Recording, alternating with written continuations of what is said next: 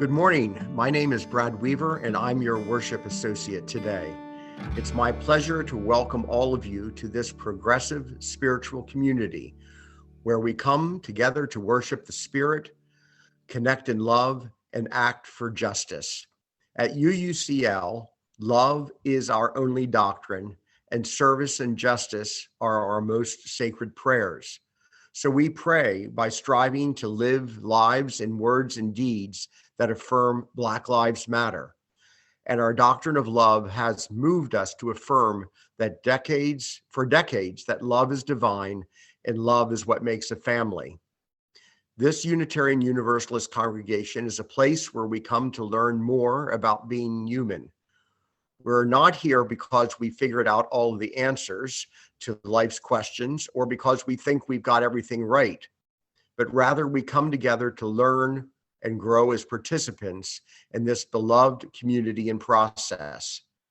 We welcome all of you to our service, especially those of you who are new or newish and are searching for a spiritual home. Many of us were once too seeking to feel part of something larger than ourselves to which we could belong, a sense of rootedness to hold us as we create meaning together. We do that here, though not perfectly. In this congregation, we strive not for perfection, but for authenticity, connection, and commitment to spiritual growth. So whether it's your first time here with us or your 500th time, we hope that you'll find questions here that stretch you, people to befriend you, and progressive spiritual values that challenge you to join us in loving boldly, living justly, and welcoming radically. Today, we'll be streaming a service offered to us by the Unitarian Universalist Association. Today's service asks us some critical questions. What does the reality of interdependence ask of us as individuals and as faith communities? How do we care for each other knowing this truth? The service is presented by the Reverend Dr. Marion Stewart and features content from the Reverend Dr. Susan Frederick-Gray, president of the UUA, and other leaders in our denomination. I now invite us to take a breath, arrive here, and prepare ourselves to enter into sacred space.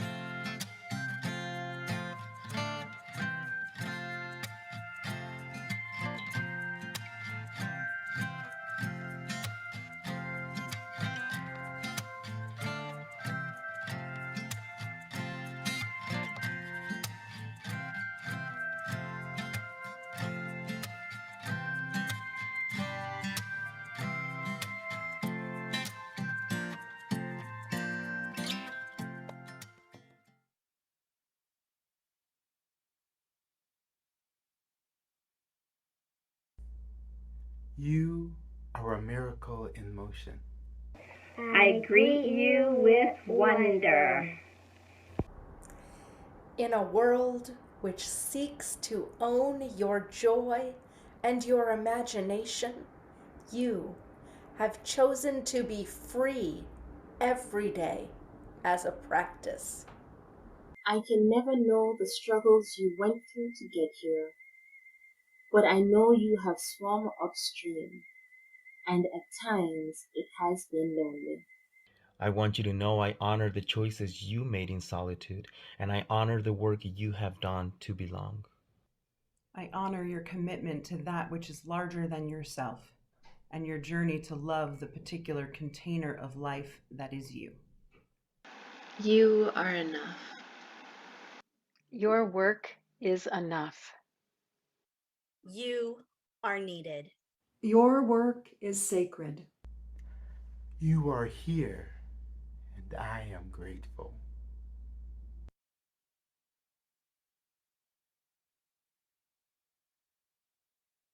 You are enough. You are needed. You are here, and I am grateful.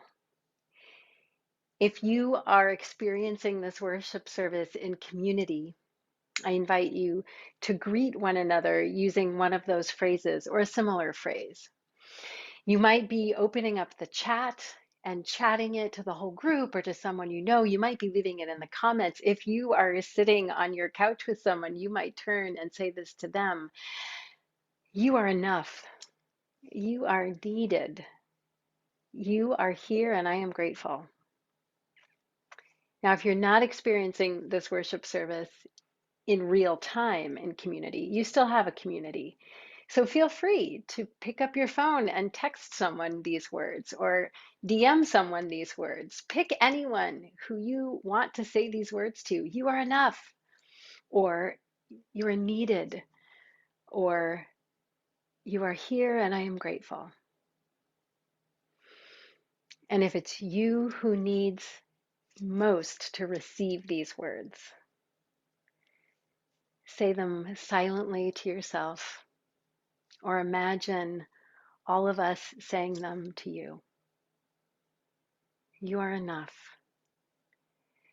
You are needed. You are here, and we are grateful. Please greet one another.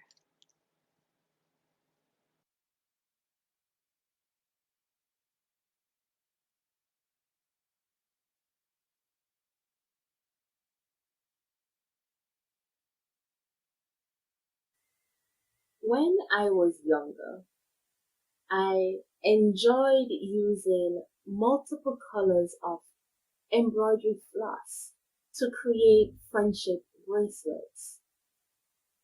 Remembering the act of pulling each string into the other reminds me of the relationships we build together in our congregations and our wider association. Though our theologies, identities, and lived experiences vary, we choose to come together because we share a common vision.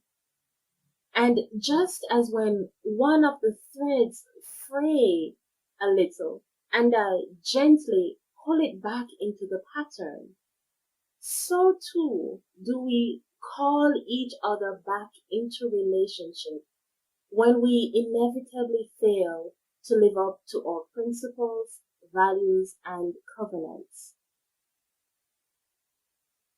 Friends, beloveds, may the light of our chalice illuminate the paths we're on and remind us that though our paths are many, we travel side by side, for our dreams and goals are woven together.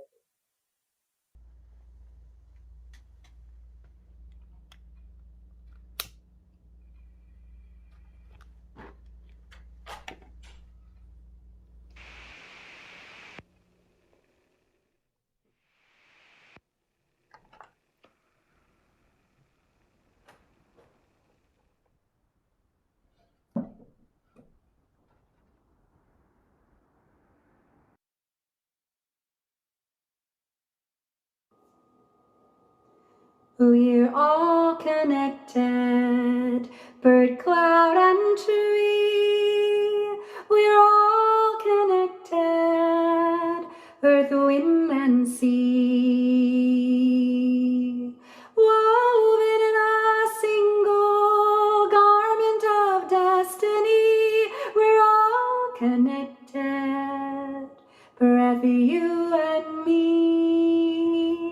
We're all connected, bird, cloud, and tree. We're all connected, bird, cloud, and tree. We're all connected, earth, wind, and sea. We're all connected, earth, wind, and sea. Woven in a single garment of destiny. Woven in a single garment of destiny. breath, you and me.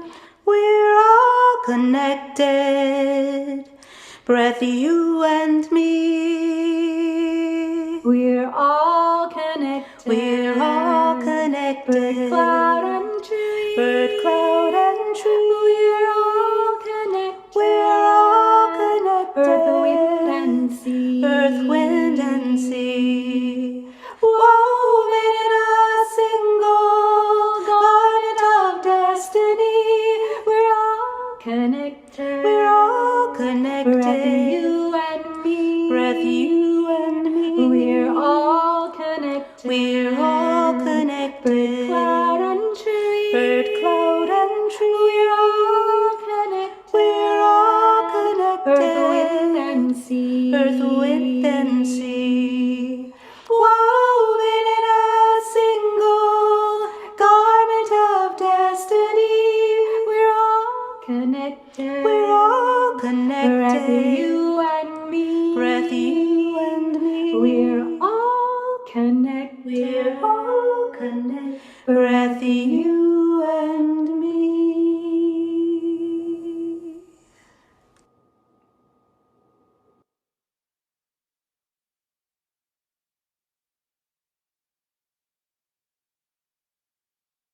Hi. So, Sage. In Unitarian Universalism, we talk about how we are all connected. And when I say that all people in the world are connected, what do you think about that, or what does it bring up for you? I think it brings up like if everyone's connected, like on the ground, like how trees is touching, like if one tree's here and one tree's there. Right. So even though we can't tell that the roots of trees are touching, they're still touching and they're still connected. And so that reminds you of how people are all connected. Yeah. And then what are some ways in which we are all connected? Can you give me like an example? Like if we're best friends or family. So best friends and families can be connected. Yeah. What about what I do can impact other people, right? So if I'm in a classroom and I sneeze, achoo, but I don't cover my nose or my mouth with my elbow, what can happen to my friends in the classroom? They can get germs. Yeah, they can get my germs. So even though I say, no, I'm okay, I don't need a tissue, I don't need to cover my mouth, what should I do? You should cover your mouth even though you don't want to. Right, because what I do can impact other people because we are all connected. Awesome. Thank you. Bye. So Bradshaw, in Unitarian Universalism, we often talk about this interconnected web in which we are all a part of. Can you kind of share with me your thoughts on the interconnectedness of all of us during this time in history? Not only do I think that humanity is a thing that connects us together, I also think it's experiences and what we've been through. So I always thought growing up that we were all connected, but I really felt like there was no way to share that or prove that. Like I felt like what I did impacted other people, and there were always those people who were like, the only thing that matters is what I do because I am the only person that it bothers. But then when we had COVID, that was a clear example that we are all connected because what I do impacts everyone else. So COVID started with one person, and now we saw this worldwide pandemic because people weren't washing their hands or wearing masks or social distancing or whatever you want to say they were or were not doing. But it clearly showed that we are connected, and what one of us does clearly impacts everyone else. So if I tear down a rainforest in some tropical location, it will impact people on the other side of the world. So what we do does matter, like not just for us, but for those outside of our sphere. So Bradshaw, what are your thoughts on that? I think that's true, but in the instance that you brought up with the trees being cut down, I think not only that connects us humans, but also us creatures of Earth, as that will affect the animals in the ecosystem. Oh, that's really good. I was only thinking of it as in terms of mankind, but I guess the interconnected web in which we are all a part also applies to animals and trees and whatnot. I really like that.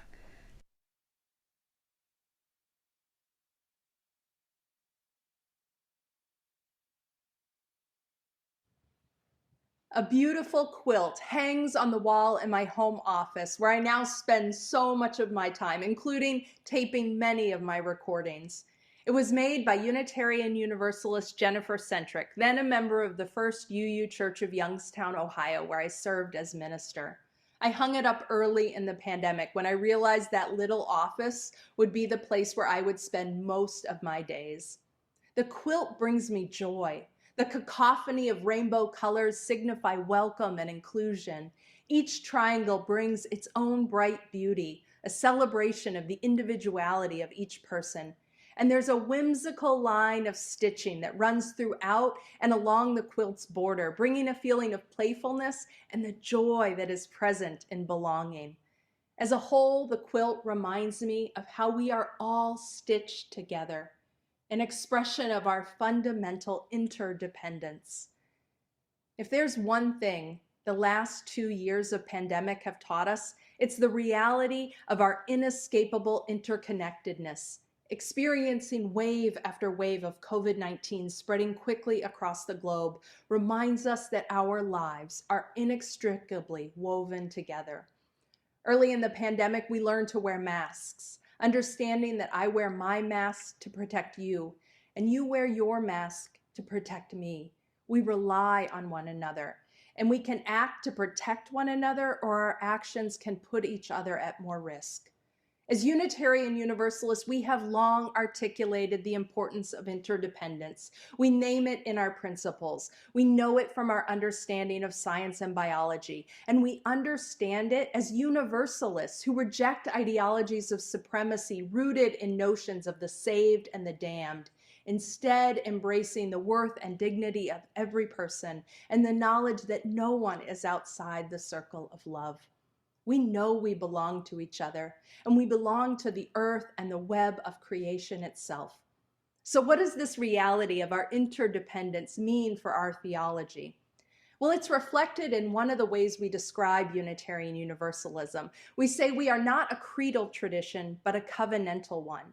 We don't have a creed which all must profess. We don't all believe the same things about the nature of God or gods, or even share the same religious background. But what does bind us? The promises we make to one another about how we will live together in community and how we will live together in our larger world. You see, as Unitarian Universalists, a far more important question than what do you believe is how are we to live? And we answer this question through covenant. Covenant is our religious response to our fundamental interdependence. Because we are interconnected, because we belong to each other, our religious and moral impulse guides us to make promises to nurture the threads of our connection with justice and compassion and equity. Now, early formulations of covenant were understood as among believers with their God. But over the centuries, the influence of Unitarianism, Universalist theology, along with humanism, have reoriented our notions of covenant to be rooted in our relationships with one another, our wider humanity, and creation itself. We are a tradition concerned with the here and now and the conditions of people's lives today. One powerful example of this is how our principles are articulated as a covenant. We covenant to affirm and promote the inherent worth and dignity of all people. We covenant to create practices that nurture justice and abiding compassion into the fabric of human relations. We covenant to join our efforts to work for a world where the web of life is infused with peace, justice, and equity, such that all people can thrive in their wholeness. The Universalists called this aspiration the kingdom of God. Today, we call it the beloved community. Covenant is a centerpiece of our theology because it calls us to practice and live our deepest values and the greatest aspirations we have for ourselves, humanity, and our world. Now, it's not about checking boxes and getting everything right. It's deeply spiritual work. It requires humility, listening, forgiveness, and open-heartedness. Because we are human, we don't live our promises perfectly. But covenant teaches us how to seek forgiveness from one another and ourselves, and it teaches us how to heal and come back together. Covenants are life-affirming and life-saving because the truth is we need each other. We hold each other's well-being in our hands and in our actions, and this is not a burden, but an incomparable gift. It's why we love. It's why we create enduring friendships. It's why someone's art can stir another's heart. It's why we gather in religious community and are deeply held and changed by its presence in our lives. Just like that quilt that hangs in my office, our UU principles reflect our fundamental interdependence and the role that covenant plays as a North Star, a guide for how we live and our commitments.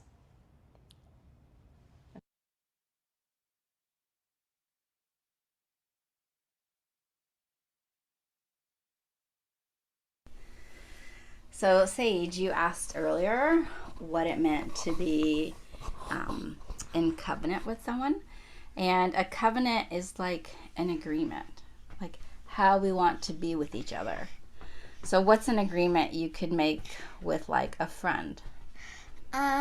We be nice to each other and try our best. So be nice to each other and try your best? Yeah.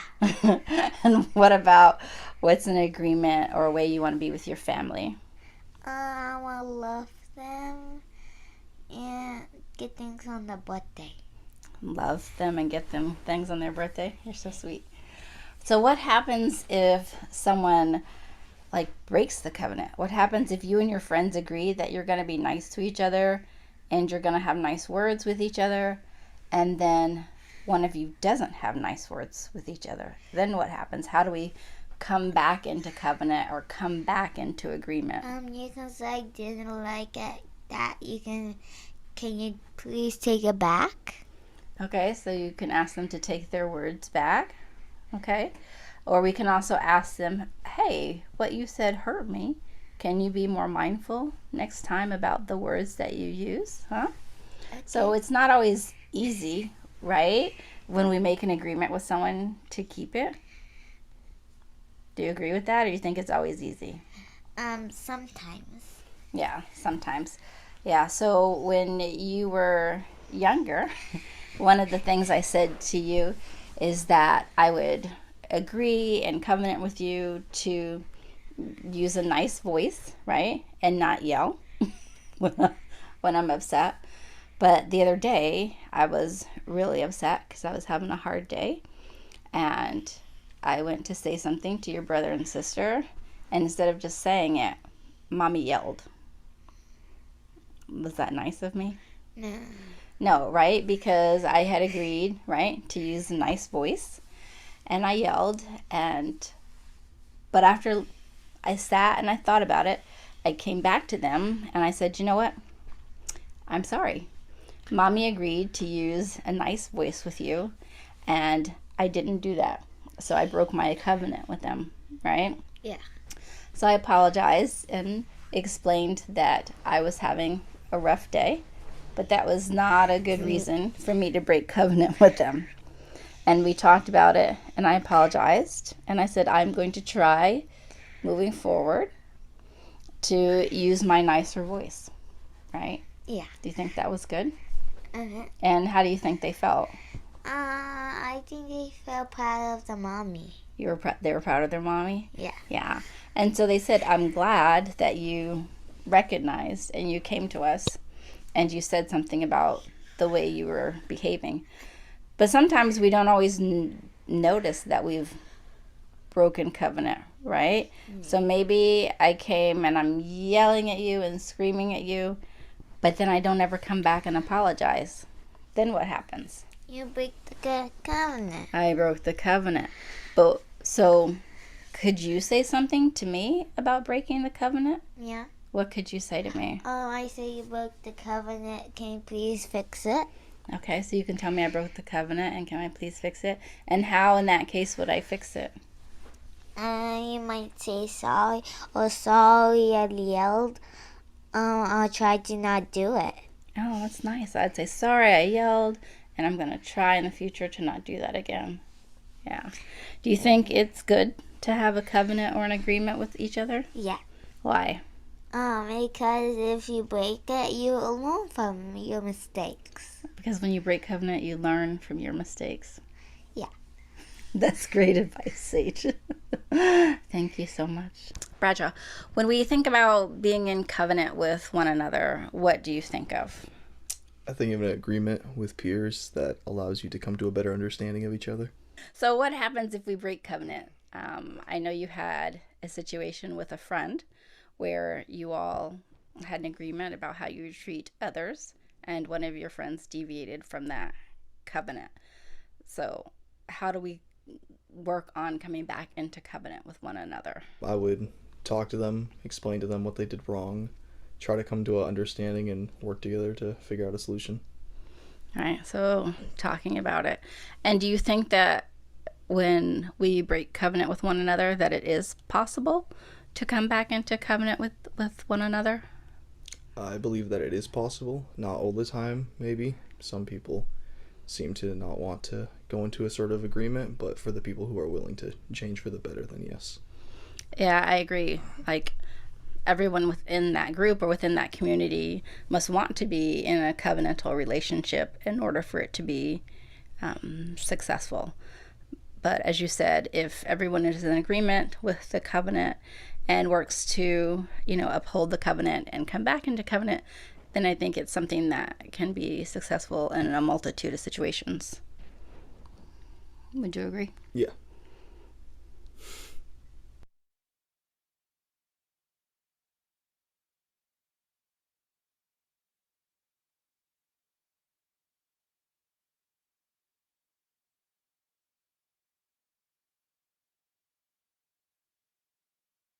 This we know. We belong to each other. In 1963, the Reverend Dr. Martin Luther King Jr. articulated this truth from a narrow cell in Birmingham, Alabama. In his now famous Letter from a Birmingham Jail, King shared his sense of disappointment with white, moderate clergy who condemned the tactics of nonviolent direct action to confront the racist police violence, segregation, and Jim Crow laws of Birmingham. In that letter, King called us all to a deeper knowing of our interdependence, writing, "We are caught in an inescapable network of mutuality, tied in a single garment of destiny. Whatever affects one directly affects all indirectly." King offered this soaring image along the backdrop of lament, frustration, and disappointment at the clergy who preach the values of equality, but in the moment of need and opportunity for real and material change in the lives of Black Americans, condemned King. I imagine on a personal level that all of us know this feeling of disappointment and anger at being let down by those who you thought were with you and would show up alongside you in your moment of need. It's painful. And right now, we are all experiencing layers of this deep personal, social, and collective lament. As a religious community, we know these things to be true, that no one is outside the circle of love, that every person has worth and dignity, that love and compassion are the foundation for the world we need. We know this, and yet everywhere we see these values forsaken. For decades, we have witnessed the erosion of bonds of care, compassion, and shared investment in community. In just the 46 years of my lifetime, we've witnessed devastating rise of inequality, poverty, and indebtedness in the U.S. Alongside this has been the escalation of policing and mass incarceration and the criminalization of poverty. For more than a decade, we've witnessed the explicit political embrace on the right of dehumanizing and divisive rhetoric and policy rooted in racism, xenophobia, patriarchy, homophobia, transphobia, ableism, anti-Semitism, and Islamophobia. For years, we've experienced the growth of propaganda and disinformation. And now we are living with the direct impacts of this rhetorical and policy violence in the banning of books and the silencing of history, in the suppression of voting rights, in the caging of children, and in the vigilante violence and growing support of an authoritarian, anti-democratic, white supremacist movement in the United States.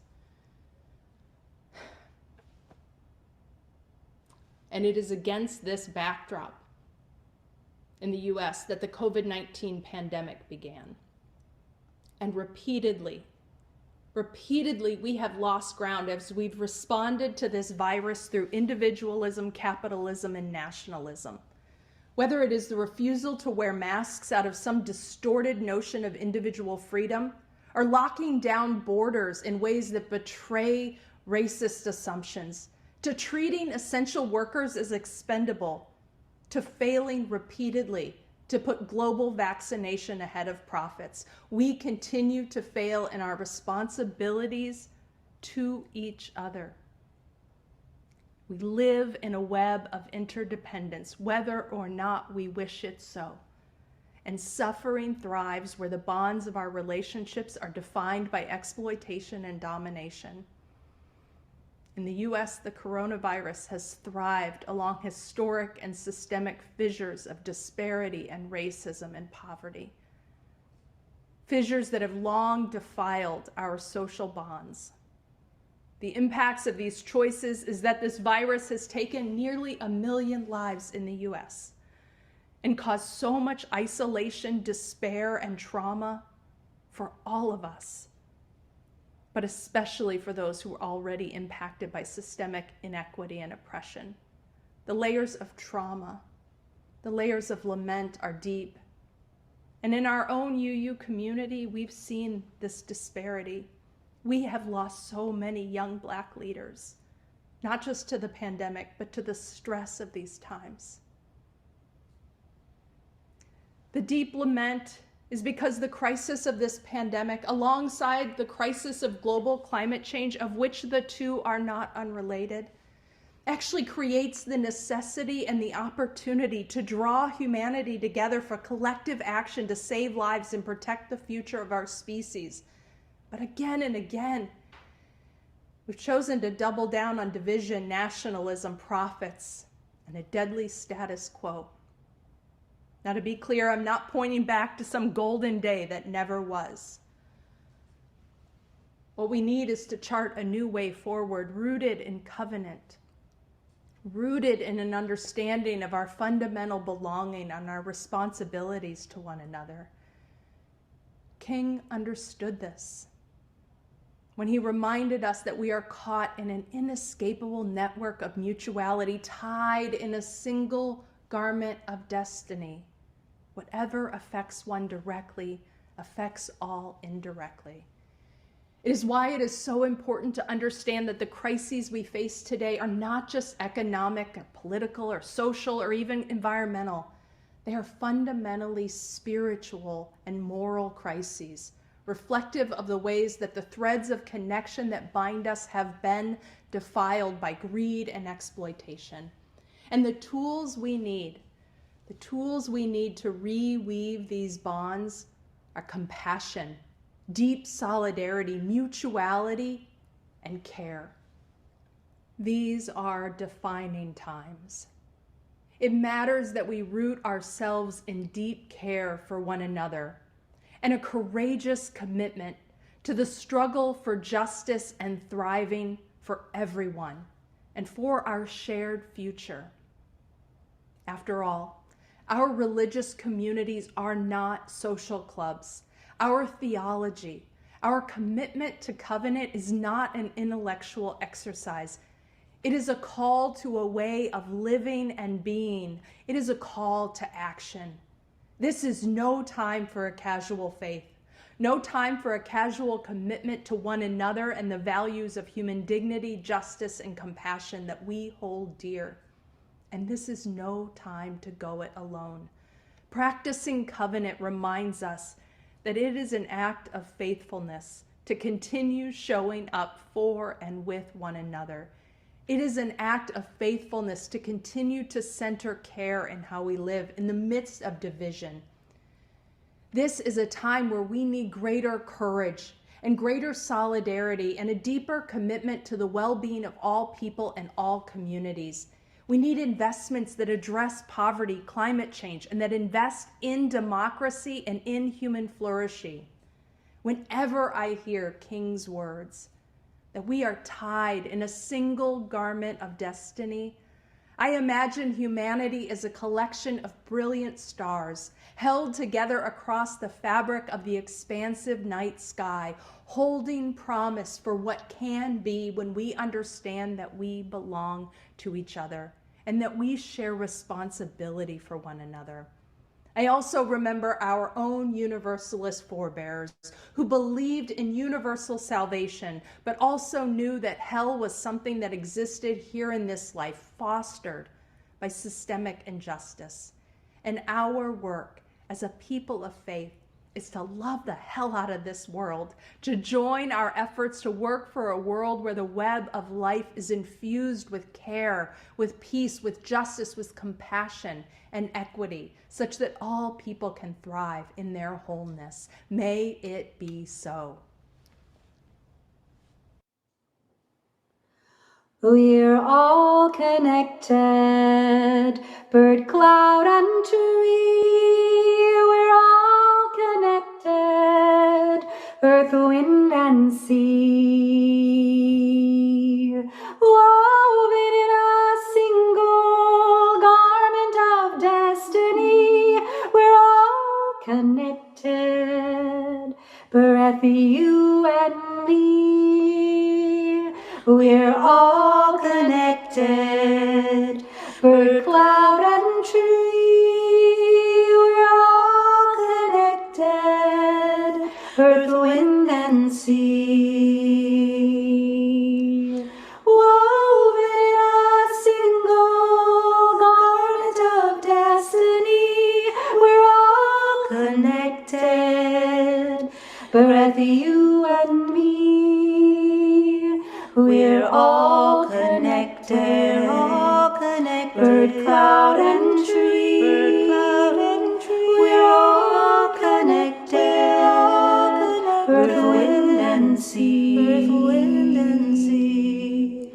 Woven in a single garment of destiny, we're all connected, breath, you and me. We're all connected, bird, cloud, and tree. We're all connected, earth, wind, and sea. Woven in a single garment of destiny, we're all connected, breath, you and me. We're all connected, breath, you and me.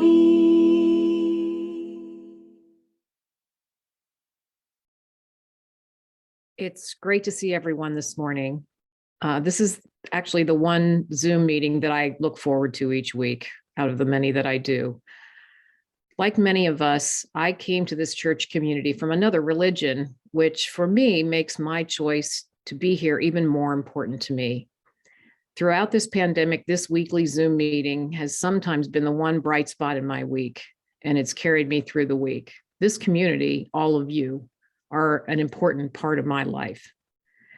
Like many families, we here at UUCL seem to have a hard time talking about money. But I wanted to spend just a few minutes explaining our annual stewardship campaign, which is going on now. Today starts our third week of what we try to do as a month-long annual stewardship campaign, when we as a congregation individually state our financial commitment for the next church year, which starts in July and runs until June of 2023. It's a statement of our personal values, of how we use our own resources for our congregational community. We're not asking you to pay the pledge now, but just to state your pledge commitment for the upcoming church year so that we can budget for that church year. Your pledge is how we pay our talented staff and minister and how we run the building that we're thankfully opening up in a couple of weeks. We're trying to wrap up our stewardship campaign by the end of April so that we can present a budget to you in a town hall meeting on May 15th, and then vote on the budget in our congregational meeting June 5th. If you've made your pledge for next year, we thank you. If you've not yet pledged, please go to the UUCL website under Giving and do your pledge online or call the office for a pledge card. Thank you so much for your time today.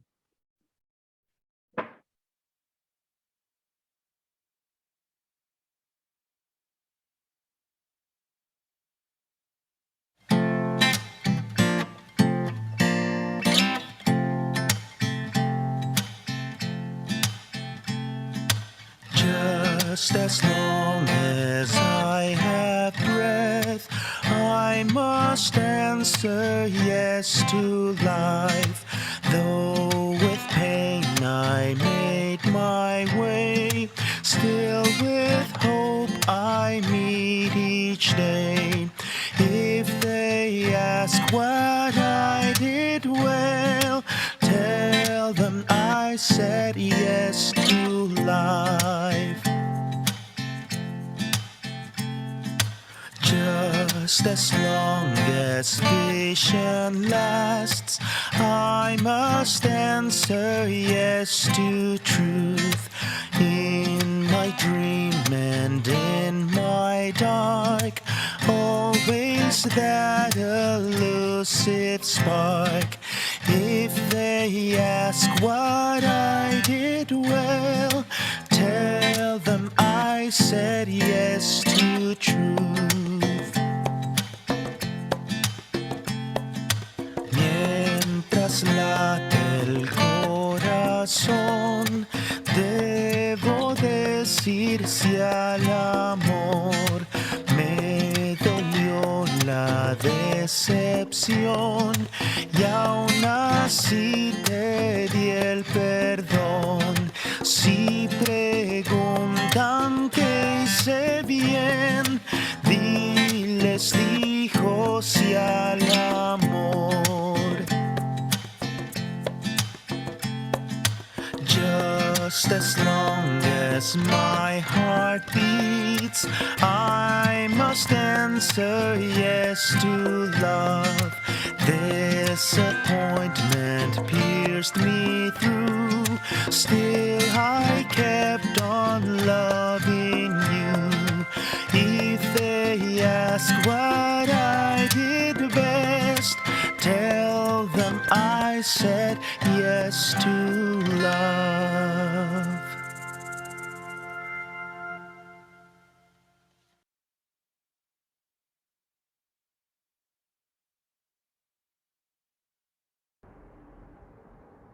A spark of the holy can never be extinguished. Our chalice flame lives on each week in the very marrow of our bones, in the sparks of creativity and the glimmers of love which infuse and invigorate the best moments of our day-to-day. May we carry that light onward as we go forth as the symbol of our chosen faith, which recalls us to the sacred promises of our covenant as we close our sacred time and extinguish this physical chalice flame.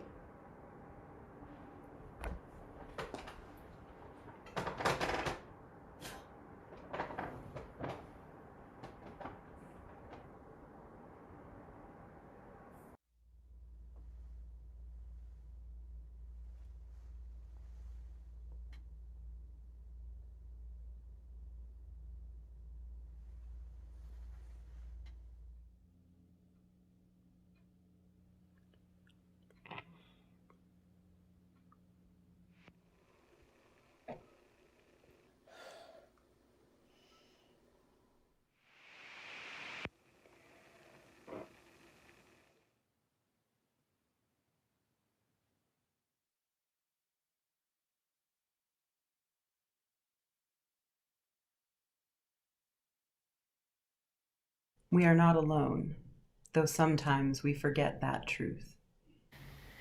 We are woven into one cloth, one gorgeous blanket, designed for use, for comfort, to sustain, and to love. And each and every day, this world advertises the potential of our shared beauty. It is there for the taking, for the making, for the weaving. In this moment, here together, we remember that we are the woven and also the weavers.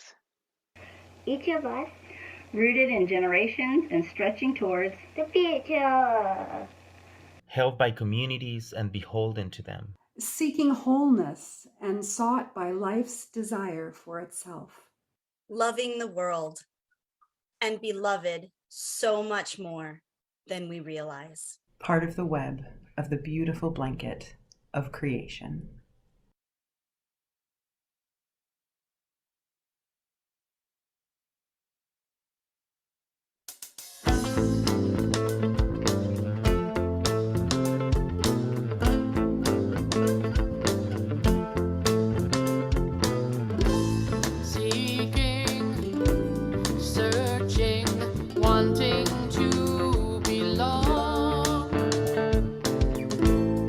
So they all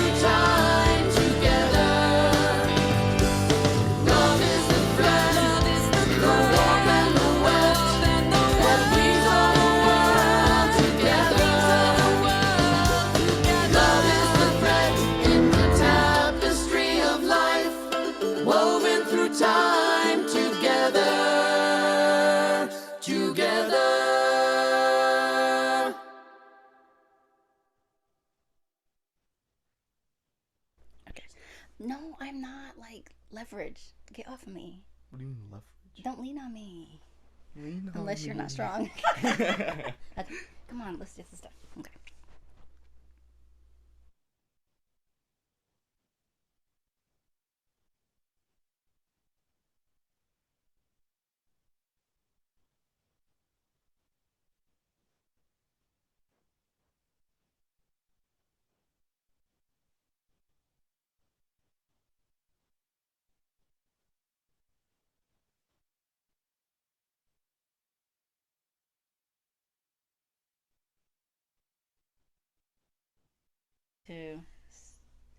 Do you want to say your joke now? Okay, why did the pickle cross the road? Why did the pickle cross the road? Because of the pickle. No idea with that. Because it's a pickle. Thank you, Sage. You're welcome. We now take an offering as an outward expression of our interdependence. You can support our work as you are able by texting the amount of your donation to the number on the screen or through the Contribute tab on our website at uuclonline.org. We share half of our offering this month with Acorn Acres Wildlife Rehabilitation.